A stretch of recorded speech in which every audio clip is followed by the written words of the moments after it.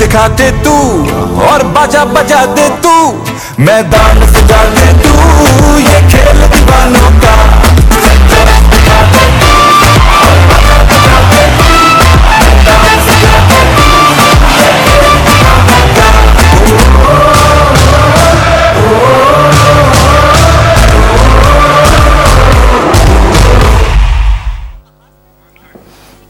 Hello and welcome to a very special episode of PSL Reviews. Tonight on the show we would be discussing, for all we have witnessed so far in this exhilarating competition called PSL. We will also be discussing about the teams, what they have done so far, about their performances, and what they should be focusing as we set sight onto the later stages of the tournament. I have with me the cricket expert, the cricket guru, Leena Moin Aziz. Thank you so much for being on the show. Yes, you're welcome, and it's very late night, yes. So you can say thank you 2 times. Thank you. Because it's after 12 o'clock. After 12, absolutely. What do you make of PSL? I mean, how do you find it, this one PSL 4? I think it's a fantastic tournament, first of all, because it's giving so much pleasure and entertainment to the whole nation. Absolutely. It's building up as a brand, and each year the brand becomes bigger. It's giving us fantastic players. Just yesterday I was commentating and we were lucky enough to commentate on a guy who's bowling 150 Ks, yeah. And my commentator next to me said to me that he should be looked after by Waqar Yunus. Right. So because he was bowling, Hasnain was bowling at 150. Yeah. So there are players like that. Then the Haris Rauf, and then some exciting young batsmen, but not as exciting as I would have liked. I mean, right. I would have, there lots of bowlers coming up, Ghulam Mudassar and Zafar Gohar bowled really well with his left arm spinners and all, but I would have wanted, like we were discussing off the air also, a couple of batting all-rounders, or maybe spinning all-rounders like Imad Wasim also, like bowling all-rounders, but in particular someone who could bowl, spin and bat better, or someone or someone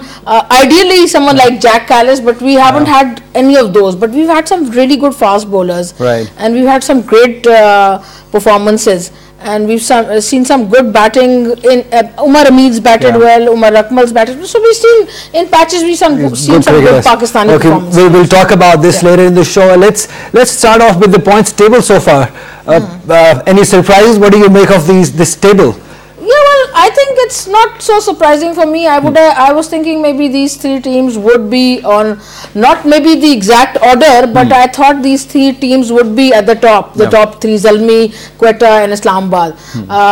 But maybe, another team could have been, but now what is interesting on this table is that for the 4th position, Lahore Qalandars and Karachi would fight a lot. I don't see Multan now going and playing the playoffs or anything, but I still see a chance for Lahore and Karachi. The first three teams are sure, almost sure, but these 2 teams can still, I see Lahore as the dark horses, right. Because of their pace attack, so they can really go and sort of shine in the last stages, right. If they bat a little better. Right. If you start off with Peshawar Zalmi, 7 matches, 5 win, 2 losses for 10 points. What do you make of this team? What is the real strength of this team? I think the West Indians. The West Indians, Pollard and Sami are the real strengths. Right. And also Liam Dawson.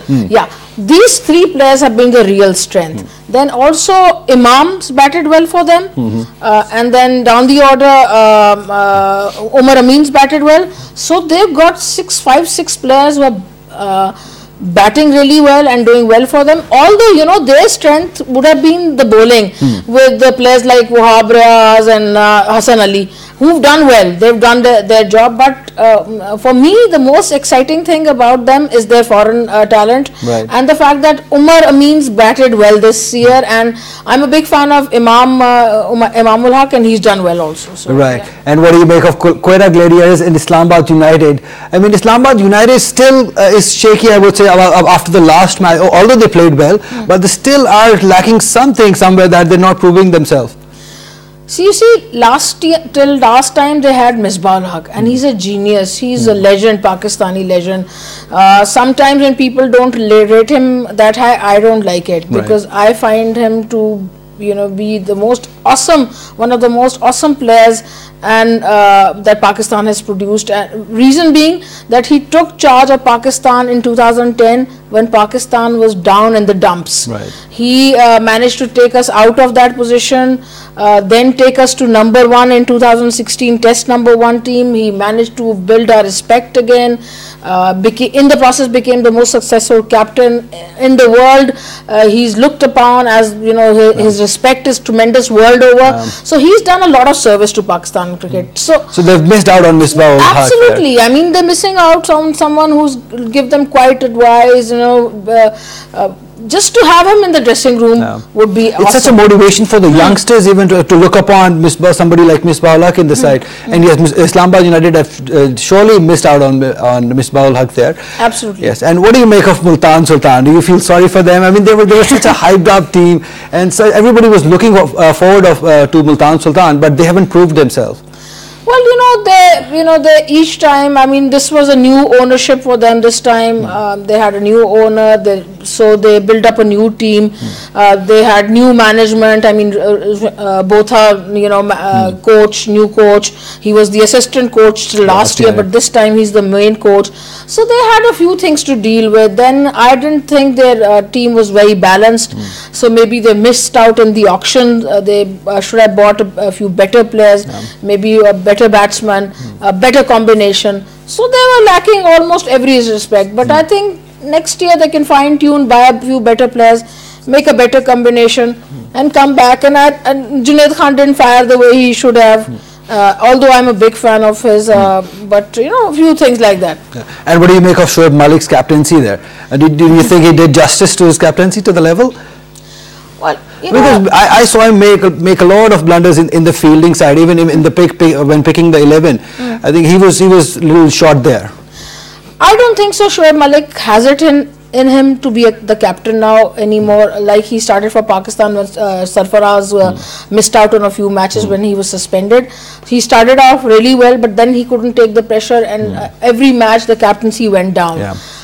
Initially, I was covering that 2016 PSL. In the middle, if you remember, he had the stiff with Mickey Arthur, and then Ravi Bopara had to take over. So I think we should leave Shoaib Malik alone as far as captaincy is concerned. We should let him play freely, express himself, and leave him alone as far as captaincy is concerned, even if it's a PSL captaincy. Next year, maybe this captaincy should be given to someone else. But who? The question is who? We have not matured any captain. We have not had any backup as a captain, or for even Pakistan team. Then what do you expect from Multan Sultan? Well, they can buy someone who can be the captain next year. Think of between now and next year, there's a lot of time. They can think about this and go for someone who they can buy and who can be the captain also. Because I'm sure they have a think tank. They can all discuss. Right now, this team, I mean, maybe no one else can captain. They could be a foreign team, but I'm not too much in favor of foreign captain. So maybe next year they can buy a good Pakistani player who can then captain them also and relieve Shoaib Malik of captaincy. Let him play freely. All right. If you have any questions, you can see our numbers on the screen. You can call us if you have any question for me or Leena. We would be happy to answer those. So Leena, coming back to the teams and the balances of team, which team do you find have the best balance so far in the PSL? Well, the Zalmi has good balance. I think Quetta also has a good balance. I mean, if they don't play Ahmed Shahzad. Right. When they play Ahmed Shahzad, because he's off color and he's, yesterday he played and he was like stuck. I mean, he played at number 4 yesterday, I guess. I think he didn't come as 3 or 4, and he didn't come as the opener, So he was just, his feet weren't moving. He wasn't making runs. It took him, I think, his strike rate was about 100, which is not good enough in T20. So if they're not playing him, then they're pretty balanced also. I mean, they can always play Danish Aziz instead of him. He's a very young prospect. Yes, they can try him, and that'll be good because if he plays well, then maybe later on, if he performs, he can perform for Pakistan also. So they've got a good balance also. So these two teams are looking very dangerous to me, especially if the West Indians are firing for Pollard and Sammy are firing and the Spiceman. They're all firing, then it's difficult, to beat Zalmi. But I feel once again these two teams could be in the final. Quetta and Peshawar Zalmi, that's it. Yeah, yeah. All right, with that, let's have a look at the top performers with the bat this year. Shoaib Malik with 240 runs of just 8 matches, high score of 53 with 14 fours and 9 sixes. What do you make of Shoaib Malik's batting? Is a good sign for him to be in the form just before the World Cup? Yeah, excellent form. I mean, he's been in good form since a couple of years now, and he's been playing well for Pakistan, making runs, bailing them out in difficult situations.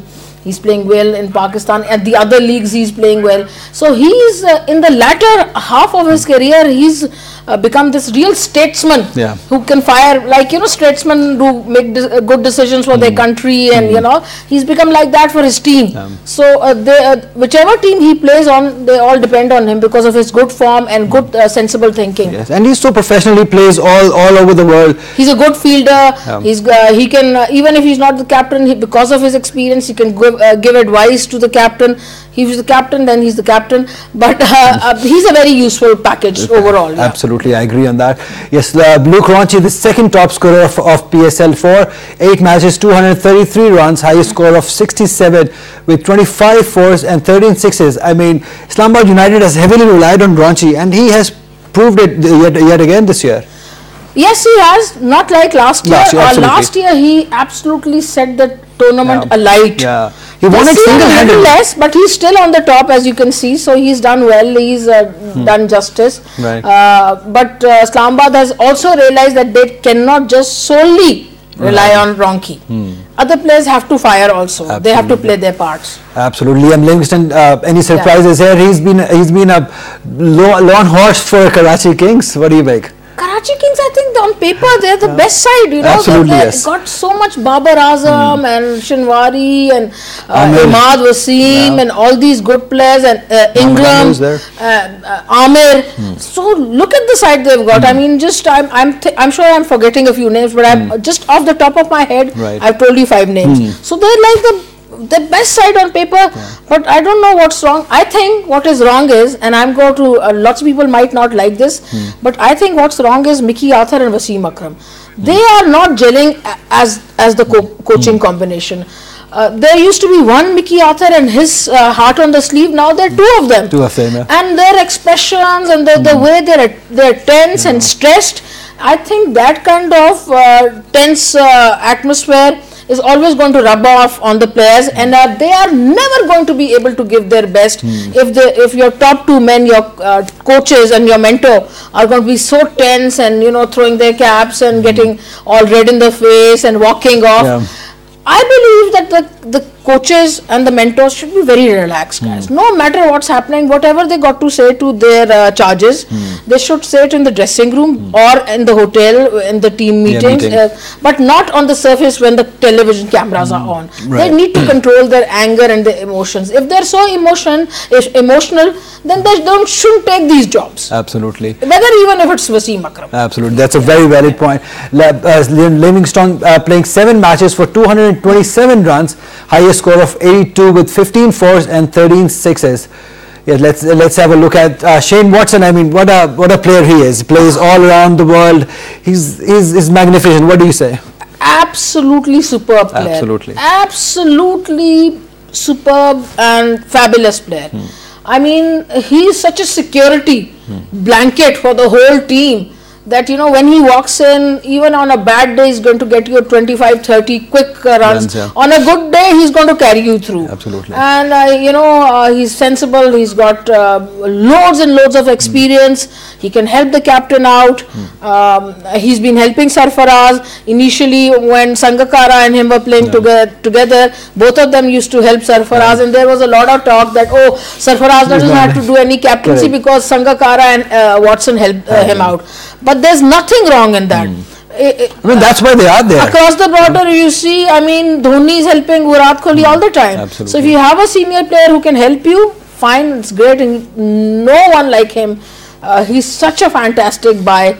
and I think he can play another couple of years. Absolutely. He played 7 matches, 226 runs, highest score of 81 with 28 fours and 8 sixes to Shane Watson. And let's see what no surprises. A little bit surprised that he's not on the top, AB de Villiers, but he's still there in the runs with 7 matches, 218 runs, highest score of 52. 19 fours and 5 sixes, AB de Villiers for you. Yeah, well, he could have done better, but he's still that chase, 200 chase, he played really well when he chased it down, and he was the main character doing that. But these wickets are not ideal for AB de Villiers. He likes the ball coming on to him. Yeah, even 2 days ago he was lucky that his catch was dropped. Otherwise, he could have been out maybe on 1 or 2. He was and then he made a few runs.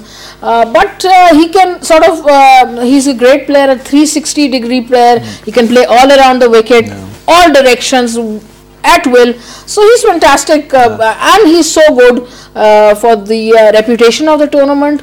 For the fans, he's great. I mean, fans would only buy a ticket just to see AB bat. So he's a fantastic addition to the PSL. Looking at that he's been retired for 1 year, more than 1 year now, and he still plays all those shots, all those reverse sweeps and all those cover hits. I mean, that's awesome to see. Yeah, he's pretty young. I think he retired prematurely. I feel he could have played another couple of years. But these foreigners, I mean, sometimes they have so many things in their life. Absolutely. I mean, just not cricket. They have family. They might have other hobbies. They're musicians. They play other sports. He plays the guitar. I mean, there's so many things they want to do in life that sometimes I feel. Our players want to take it right to the end, and they sometimes retire a few years early because they have so much to do in life. So I think maybe a couple of years earlier than he should have, but he's still got so much to offer. Absolutely, he plays all around the leagues, or he goes everywhere and plays the leagues. A bit of surprise that only Shoaib Malik in top 4 batsmen, no other than Shoaib Malik. I mean, Babar Azam should have been there. Surprise and sad. Yeah, sad, yes, absolutely. Because people on social media keep asking me what my World Cup team is, and I keep sort of deferring that question because I want to see if there's some youngster who's going to come up from the PSL who's going to take the whole PSL by storm, but nothing like that has happened. But someone who's played well is Umar Amin. He's batted well. He's a left-hander. He's played well. But I would want to still see that the remaining matches, if he plays a couple of good innings, then there's Umar Siddique who's played well. There's Ehsan who's played well. Umar Akmal's played well. But once again, I would like to still see that another couple of good innings from Umar Akmal. I would still want him to get another at least 250s. And same for Umar Amin. And those two then can sort of play in the World Cup team. But I'm happy with Imam. But no surprise youngster who could have been in the top 5. Right. I mean, I still, like you're saying, I would have really loved to see 1 or 2 Pakistani batsmen in the top 5. Like, what could be the reason? I mean, are they not being given enough chances to play? I mean, we see teams relying heavily, of course, on the batting side, heavily relying on the foreigners. You think they're not being given enough chances? Like we see Agha Salman not being played by Lahore Qalandars much. And do you think that could be the case? That could also be the thing, but also we have a weakness in our batsmen always.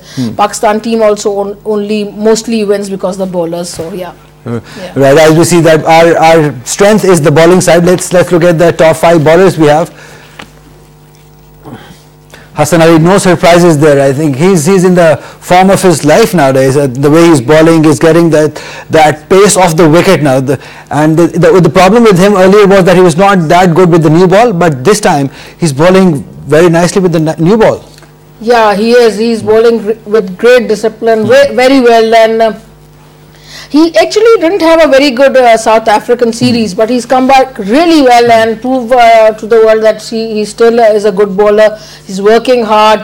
His rhythm is very good, and he's taking wickets, so it's fantastic. It's a good news for Pakistan just before the World Cup that he's come back into this action. And yes, he's played 7 matches for 12 wickets.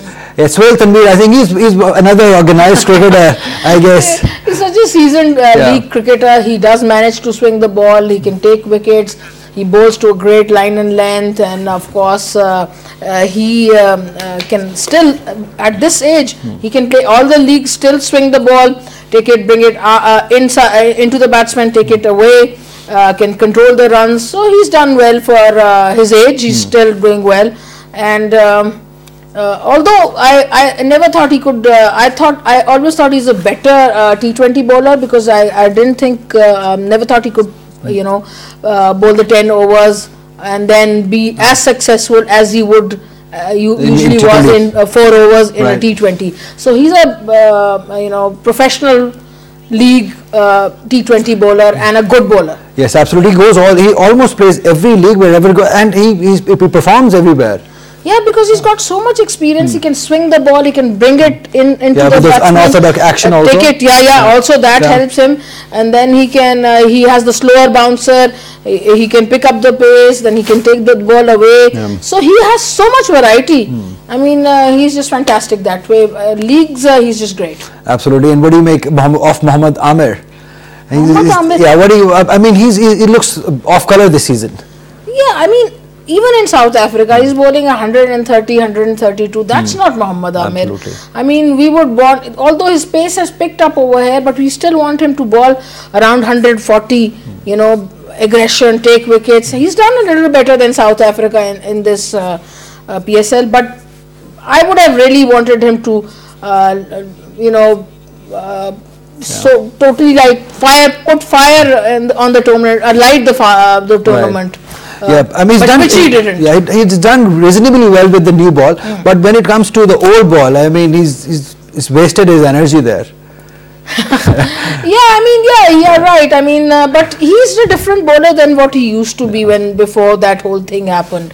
And in test matches, he hasn't picked up those wickets that we were expecting him to take after the comeback. Like the way he used to take before the whole incident in 2010.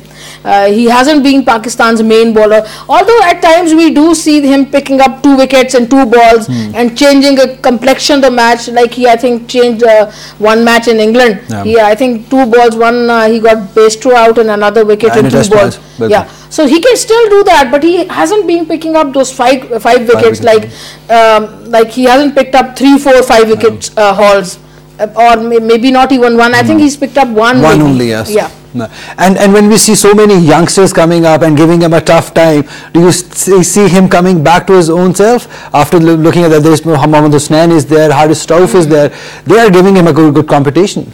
I think he should. He should think about it. He should. I'm sure he is already thinking about it. He's trying hard, but sometimes I think these things could also be psychological. But I think he needs to pick up his pace, and let's see where it takes him. He's been a bit unlucky also at times, but these young bowlers should inspire him. Right. I think there's some problem with the light. It should.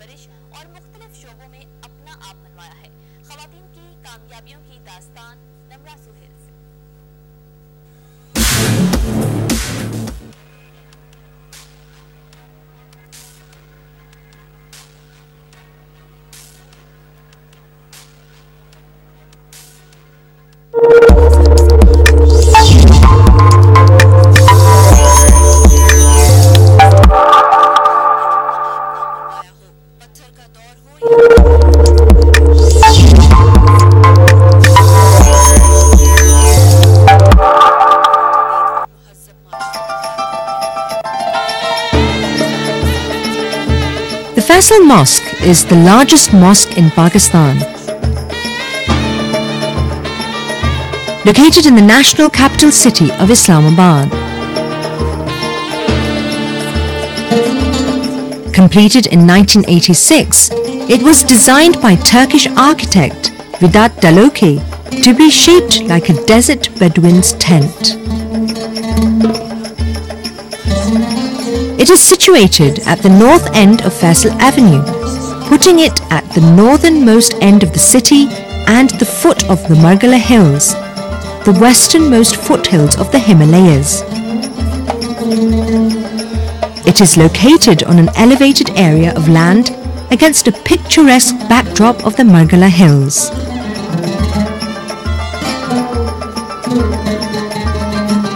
This enviable location represents the mosque's great importance and allows it to be seen from miles around, day and night.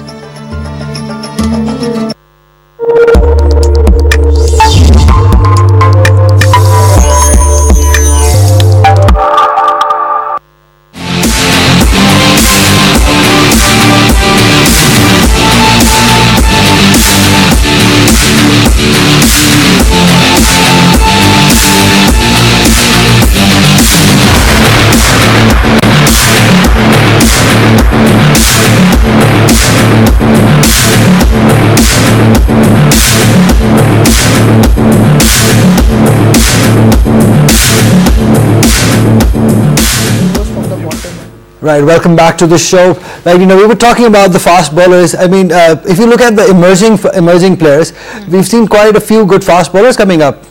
Absolutely. I mean, Haris Sohail was the first one to impress with his aggression, his spirit and his speed, his yorkers, you know. I was talking in commentary, and one of my commentators said that it reminded him of Waqar, the way he was bowling his yorkers and his right arm also. So he's one good prospect. Then Ghulam Mudassar, then recently Hasnain. So at least these three, and if I'm Mohammad Musa, even from yes, Musa, and Ilyas, both of them. So they're like at least 5 of them. So all these are excellent bowlers, and if they're, and Shaheen Shah is already performing for Pakistan, that makes 6 of them at least. So the thing is that these fast bowlers need to be nurtured and looked after. They need to be improved, and from this they need to go to the next step. But who's going to do that? The question, that's the biggest question in my mind. Because we've seen in the past that we've gotten some good fast bowlers, but because of the coaches they worked with, they've deteriorated rather than going to the next level and setting the world alight. They haven't done that. So we have to decide which fast bowlers are going to take care of them when they go to the National Academy. Right. And who's going to look after, and then next year or in 6 months they're going to be ready to play for Pakistan. I mean, maybe some of them are ready already, but that's the big question in my mind. I would the left arm bowlers, I would request Wasim Akram to look after them, and the right arm ones I would request Waqar Yunus to look after them, and these two would be my team. And as long as they can stay friends. I think they're good friends now. I saw a photo on social media, and they look really nice and chummy, so that's fine. So I think both of them can work together. The photos never tell the right story, though. Okay, well, the concern that I have is that fine, we have good bunch of fast bowlers coming up, but no really youngster coming up, or no really youngster batsman coming up. What could be the reason there? And we haven't picked up the right sort of batsman. I mean, we could have picked up the left arm Raza Ali Dar as a batting all-rounder. I mean, we have a couple of them in the domestic circle, but they've never been picked up. Before I go to the batsmen, one more thing about the fast bowlers, we need to send them to play leagues and counties. That is where they actually improve. So someone, Azhar Mahmood can do that. He's got good contacts in England. So these bowlers need to play in English leagues or county. And then now we can discuss the batsmen. I don't know what the batsmen, why we don't have batsmen. I feel they need to play on wickets which help them has more bounce here, so the ball comes nicely on the bat and they improve. They can hit the ball nicely. We also need batsmen who can hit sixers, because we are lowest from the bottom, Pakistan, and in modern white ball format, whether it's T20 or even one day, we need batsmen who can hit sixers. So we got to give them good tracks. First of all, I feel that we got to give them good tracks, and like I was saying, for bowlers, if it's Waqar and Wasim, for batsmen it should be Javed Miandad. But we should talking about the power hitters now. Does that has to do with the wickets, or does it has to do with the fitness level of the youngsters? Fitness and also mind. They need to be fearless. They need to practice hitting sixers, and their technique needs to be good, whether it's clearing the left leg or whatever. whatever they want to do. So that's why I say that, you know, someone like Javed Miandad should help them. Maybe some of the youngster, his nephew Faisal Iqbal is helping the Karachi team. So maybe he can come as an assistant coach or something. We need people who understand modern day cricket and give them better pitches and psychologically handle them also. And I've been saying from years and years. In fact, when I used to host a show, at least 2 times I invited this gentleman called Tehnoor, who is a psychologist. Right. So I think you need to also hire a psychologist for batsmen mainly, sort of work their problems out. You know? Right. Do you think it will work with them, the psychologist? Absolutely, psychologists got to work because, you know, they know and handle their problems, their personal problems, even if they're having some domestic problems, domestic issues, game issues. Like Australia do, they handle their players so well that you know, give them the free chance. The thing is, in Pakistan, we think that these cricketers don't have a home, don't have a wife, don't have a girlfriend, don't have a home, parents to go to, don't have sisters, brothers, don't have any other problem. These are some robots who are, God knows, have dropped from Mars. So we have to understand that they have problems like all of us, and if all of us, our friends help us, or some of us even go to psychologists, there is no harm.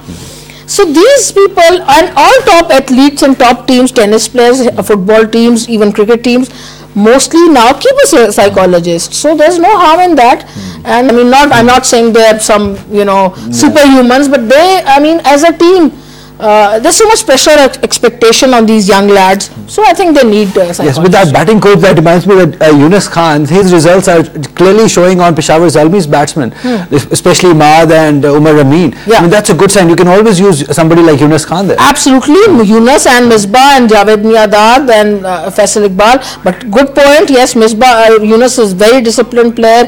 He can help with the technique, and Misbah can help with the hitting. When Misbah used to hit that shot, तो वो, you know, Urdu commentator would say बड़ी पक्की shot लगाई उन्हें. What would that mean? That he's so good at hitting that slot sweep, so he can teach the youngsters. Right. And that's one way of hitting a six, a short shot, Cow's corner six. So fine. Absolutely. Right. Let's have a look at the top 5 bowlers of PSL for so far. Hassan Ali, no surprises, 7 matches, 18 wickets, the best figures of 4 for 15, and he's taken 4 wickets couple of times now. Yes, he's done really well. He's got the attitude. He can come up with the goods when his team needs it. So he's done bowling well. with that zip, with that. And he's not giving many runs. He's very economical. That's very good about him. And let's look at the second number, Sohail Tanvi. We discussed earlier, 7 matches, 12 wickets, for 4 for 21 is best figure so far, and a good economy of 6 only. Absolutely. We already discussed him in detail, so we can move on to the next. Let's see who we have next. Haris Rauf. Yes, that's so nice to see somebody youngster challenging the senior players. I love his attitude. Yes. He can he thinks, and he knows, he has confidence that when the ball is given to him, he knows he can come and pick up a wicket. And that's like a seasoned cricketer. He's only started, you know. He's so I'm very, very happy with him. His attitude, the way he bowls, his speed, the Yorkers, and his confidence, excellent. Very good. It shows that he's being handled by Aqib Javed. Yeah. He played 7 One good thing that Aqib Javed's done for Lahore is find this young lad. And Shaheen Shafri also. No, I'm just joking. He's a nice guy. He's played 7 matches and taken 11 wickets. The best figures of 7 for 23, and not bad of an economy of 6.8. And because of him, the Lahore side is looking really good this time. And off because of him too. Yes, so the global T20 superstar, they call him. 4 matches he's played and already he's taken 10 wickets. Best figures of 4 for 10. And I must tell you guys a little story about him. Right. When he went to play the Big Bash recently, he had these credit cards which won't work in Australia. Right. So he had a match after 3 days. 3 days, this young man didn't eat anything. Because his credit cards wouldn't work. He just had whatever, banana, whatever, apple, whatever was in his hotel. No food for 3 days. And when he told his, his management, They were like, why didn't you tell us? He was such a shy man. He said, oh, I tried and my credit cards wouldn't work. So then they got new credit cards for him, and then he ate after three days. But that's just a story I wanted to tell the viewers. But he's a fantastic bowler. He turns the ball. He's got presence. He's a good leg spinner. Leg spinners are doing really well. We'll talk about him after we've discussed Wahab Riaz, another season campaigner. 7 matches for 10 wickets, 3 for 17 is best. Another good economy, 6.88. The thing that impressed about Wahab is that he bowls so good with the old ball. I mean, literally teams have struggled against Peshawar's Army in last 3 to 4 overs. You see, we're going to England, and I'm not too sure about Wahab Riaz. He's had a good tournament. He's bowled well over here. He's shown his class. He's shown his speed. But we saw that whenever he goes with the national team, and because he can't bring the ball back into the batsman. That's the armour of the left armour's speciality. So he's limited. So when the batsmen start thrashing him, he gets all confused and keeps giving runs. And even in the Champions Trophy, when he was dropped and Junaid Khan was brought back into the side, the whole Pakistani bowling lineup started to work like a well-oiled machinery. And I feel bad for Wahab Riaz because he's a good bowler. I mean, you can try him, but I'm not too sure about him in international cricket. Because when we look at him here in PSL, he looks in good rhythm because he's a rhythm bowler, if you say, and he looks in good rhythm. He looks fit and he's bowling fast. That means he means business. He means business, but you know, Ali, that the pressure of international matches, when you're playing for Pakistan, you have that Pakistan badge on you, you have that Pakistan cap on you. It's a totally different pressure. PSL pressure is there, of course it's there, it's very competitive, there's no one saying it's not competitive, but there's a huge difference of the pressure. So, you know, you still got to sort of understand that, we've got to understand that. Who would you pick, him or Junaid Khan instead? Current form, I'll pick him. But if I think about the whole scenario and the situation there in England, then I'll probably pick Junaid. Right, and but it's not an easy pick. Yes, and we have Amir. These three, either two of these three would be pick, I guess. So we were talking about the leg spinners, the revolution they brought in T20 cricket. Why it makes so special leg spinners in T20 cricket? They're wicket-taking bowlers. They have this presence. They want to take wickets. Then they have, they sometimes they're not bowling well. They drop this short ball. They're being hit for a cutaway and pulled away. But then the next ball, they can bowl a beautiful googly and totally deceive the batsman, take that wicket and, flight the ball. They have the flipper. They have so many tools. They have so many toys. I mean, to play around. To play around with. I mean, to me, there was no one more attracted to watch than Shane Warne or Abdul Qadir. Absolutely. So these boys are now following their footsteps. So Lami Chane and Shadab and Yasir, who's a bit off color, but still, that day he was being thrashed and he came back and bowled the batsman. So it's great to watch. And there's a celebration and they're just vibrant characters. And also the Chinaman, the left arm. Leg spinners are also great to watch. So this is a unique breed and it's an art. I mean, every ball you want to see, is this going to be a leg spinner? Is this going to be a googly? Flipper. Is this going to be a flipper? Absolutely. So, no other bowler has so many varieties. Right, and we saw Lahore Qalandars play two of them in one match. And in fact, for the first time, I saw a leg spinner opening the bowling for Lahore Qalandars. Yasir Shah opened the bowling for Lahore. That's a good sign.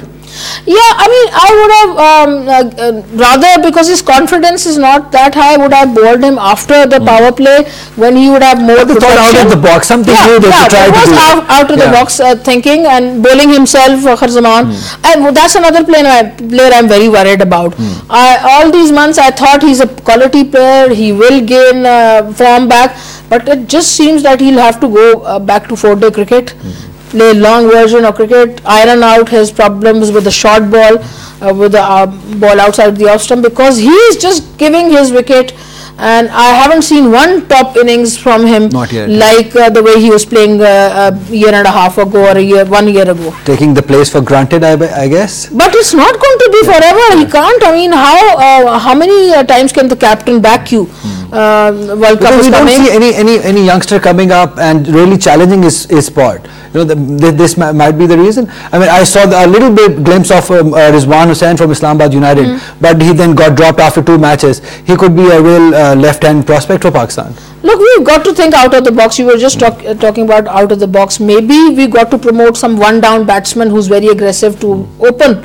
We often see that other teams do that because the one-down batsman can easily open. Sometimes the batsman is out first ball and the number 3 has to come and open almost. Absolutely. So we can think about some, or we can ask Shan Masood to give him a role of batting, increasing his strike rate. So we can think of these We things. can always use Umar Amin as an opener too. We can. He has opened. Yes, he has opened. So we can try all those things. But we hope that Fakhar Zaman does come back into form. But he's looking a bit off color to me. I don't know why. Maybe he'll play a few first-class matches and but he doesn't have time now. He does have these 10 matches before the World Cup. In England and in UAE against Australia. So let's see if he can. I really hope he can work out his problems. Right. Okay. One question that I really wanted to ask you was that we've seen Shadab Khan, the new captain. We've seen Fakhar Zaman, the new captain, and we've seen Imad Wasim. Who could be used as a backup to Sarfaraz. Who has impressed you the most in captaincy out of these three, the new 3 youngsters? Not so much Imad Wasim, and I hope he had, because I was thinking he was my top favorite. Too, yes. My top favorite amongst the 3 you just said. But I think Fakhar and Shadab both have done very well. I can't pick out one. I wish I could, but I really wanted Imad to do well. Yes, but I think when he's captain, his own performance goes down a little bit, especially with a bat. Right. And now we see that cricket is moving to Abu Dhabi. The change in wicket, the change in the ground. What have you made of the cricket, of the wickets that in Sharjah we saw big scores being scored, scores going to 170, but then coming back to Dubai, another low scoring games. What do you make of the pitches so far and going further in Dubai and Abu Dhabi, sorry? Well, I think the pitches have been strange. Like you said, one day 170, one day 140, other day same day they have behaved differently in Dubai especially. Yeah, in Dubai, I feel the second match, when they're playing on the same wicket, the second match is low scoring because I feel that wicket gets tired. The bounce becomes a little low. It stops coming on the bat as nice as the first match. The first match, the ball is coming nicely on the bat, so you see 170, 180, even 200. Second match, it becomes tired. Although, people say the same day wicket doesn't change that much, but I feel it does just a little bit in Dubai.